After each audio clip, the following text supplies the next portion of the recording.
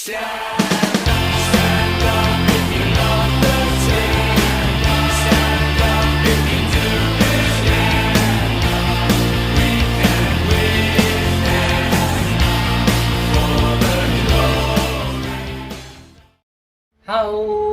it going, footballeros? Back again with another video, and today it's the Copa del Rey on Thursday and Friday that's been going on for almost like a long time now, and I haven't done the match review on Wednesday, so I had a needed break, so I already uploaded the jersey collection of Inter, and now I'm finally going to do the Copa del Rey match review. In this video, we will talk about Sevilla beating Valencia, Barcelona bashes Rayo out of the competition, and of course, Athletic Bilbao just eliminated the giant killer of Madrid, that is Alcoyano. So, with that being said, let's start with the match review. So, let's do this. First things first, for the Copa del Rey of Sevilla and Valencia, it is a very feisty game between the two sides, and I can already assure that Sevilla have much determination and win against the Los Chess, and surely Sevilla wants to take the Copa del Rey to the maximum, because at the 20th minute, Luke De Jong just scored a goal thanks to the assist of Marcos Acuna in the 20th minute to give Sevilla much needed breathing room. So 1-0 for Sevilla, and then on the 33rd minute, De Jong scores again on the trot with the assist of former AC Milan midfielder Suso, which it's surprising to see Suso in a Sevilla shirt, and I'm very happy that he has more playing time than when he was in Milan. So I really have to give credit for him for getting much recognition and playing time at the Andalusia side. So De Jong provided with the goal, and he came up with the assist for Sevilla. So 2-0. And then on the 38th minute, and our former Barcelona man, Ivan Rakitic, scores it in for himself to give Sevilla the ticket to advance to the quarterfinals of the Copa del Rey. So that's it. Sevilla are through, and there's no turning back for the Andalusians, and for sure from the Nervion side, it's going to be a great one for Sevilla. A lot of matches to come from them, and I'm hoping it'll be a great one very soon. So a lot more things to come for Sevilla.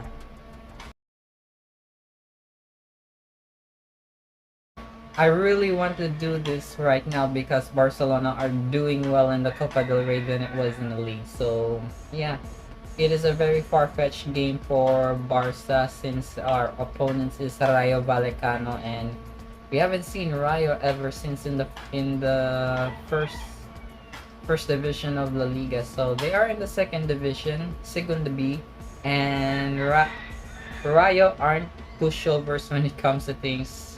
On the first half, it was very cagey at the night, so it was very difficult for Barcelona to penetrate through to the Rayo defense, and Araujo, Mingueza, Ilaish Moreba is making another performance on the first team squad, which is a very plausible matchup for him.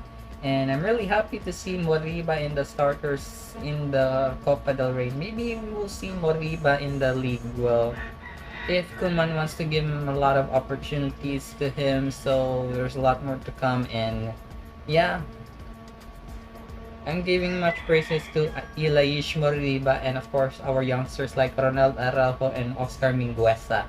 So Des isn't playing right now because Mingueza is filling in his position. I haven't checking out on the starter, so please bear with me. So first half, it was really tough for Barca to get through to Rayo's defense. So on the second half, it went far beyond from it, because Rayo Vallecano scored a 63rd minute goal from Francisco Garcia, where he hits it at the far post and taps the ball very calmly on the net. So this gives 1-0 for Rayo. But Barcelona flicked the switch in the 69th minute when, of course, the Messiah, Lionel Messi, just scored a goal with a simple tap in from close range from the assist of Antoine Griezmann to Drew level for Barca. So, a Messi masterclass indeed for Barcelona. So, it's giving a little bit much more breathing room for Barcelona. So, there's nothing else I can do from it. So, the 70th minute is very tough for the Coolest to handle. So it's a real. We were almost going to score much goals that we needed. Griezmann is having a hard time to get his goal from himself as well, or anything else between from it. Ricky Puig also did perform very well in the on the trot. But on the 80th minute, De Jong strikes again with another goal, thanks to the assist of Jordi Alba on the 80th minute, where De Jong fires it at the top of the goal, close range, to give Barcelona an advantage to go through to the quarterfinals. So it's a great win for Barcelona overall. The players were, I have to say, Barcelona played very decent. We were close to get ourselves kicked out in the competition like Real and Atletico, but we're the only one who are still standing in the Copa del Rey, and pretty much we're going to be likely favorites, but we have to be careful. There's another team that will likely be advancing to the quarterfinals, and a lot more things to come very soon for Barcelona. Ronald Koeman kinda did play okay on his tactics and performance.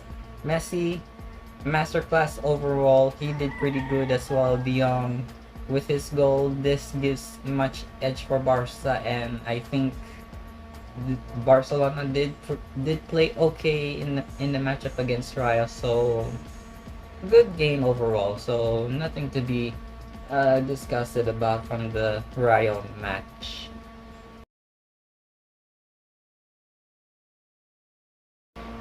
And finally, we have to talk about Alcoyano versus Athletic Bilbao. It's beginning to be like another conundrum where the Giant Killers, where they beat Madrid but failed to qualify. Same examples like Cornea and Alcoyano. Because Athletic Bilbao is the only team to beat the Giant Killers, since Barcelona did fairly well against Cornea a few weeks ago.